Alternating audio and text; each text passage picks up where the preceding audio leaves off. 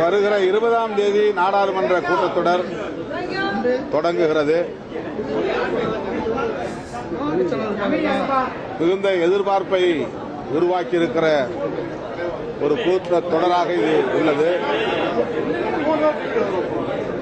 குறிப்பாக நாடாளுமன்ற தொகுதிகளுக்கான மறுவரையறை தொடர்பான சட்டம் மீண்டும் இந்த மசோதாவை அறிமுகப்படுத்த, அதை நிறைவேற்ற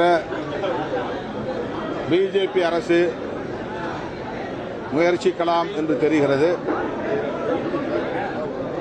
பெண்களுக்கான இடஒதுக்கீட்டு சட்டத்தையும் நிறைவேற்றுவதற்கான முயற்சியை மேற்கொள்வதாக தெரிகிறது. இந்த சூழலில் எதிர்க்கட்சிகளின் ஒற்றுமை என்னவாக இருக்கும் என்கிற கேள்வி எழுந்துள்ளது. குறிப்பாக தமிழ்நாட்டை பொறுத்தவரையில் திராவிட முன்னேற்றக் கழகத்தின் நிலைப்பாடு என்னவாக இருக்கும் என்கிற கேள்வியும் உள்ளது. நாடாளுமன்ற தொகுதிகளுக்கான மறுவரையறை சட்டம் நிறைவேற்றப்பட்டால் தென்னிந்திய மாநிலங்களின்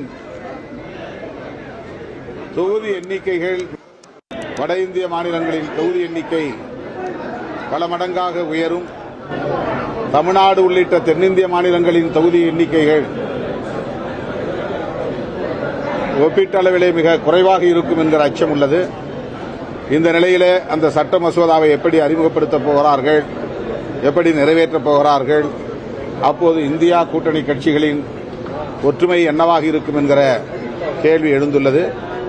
விடுதலை சிறுத்தைகளை பொறுத்தவரையில் இந்தியா கூட்டணி என்ன நிலைப்பாட்டை எடுக்கிறதோ அந்த நிலைப்பாட்டோடு இணைந்து அந்த சட்ட மசோதாவை தென்னிந்திய மாநிலங்களுக்கு பாதிப்பு ஏற்படுத்துமேயானால், அந்த வகையில் இருக்குமேயானால் எதிர்த்து நிற்போம், முறியடிப்போம்.